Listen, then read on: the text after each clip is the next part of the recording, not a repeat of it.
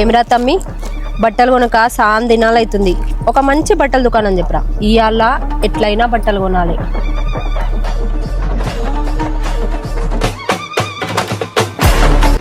అక్క మొన్ననే సిరిసిల్ల వాసవి వస్త్రాలయ బట్టలు చాపడ్డది. మంచి మంచి బట్టలనేట పాక చూపిస్తా. అట్నా తమ్మి, చల్పా.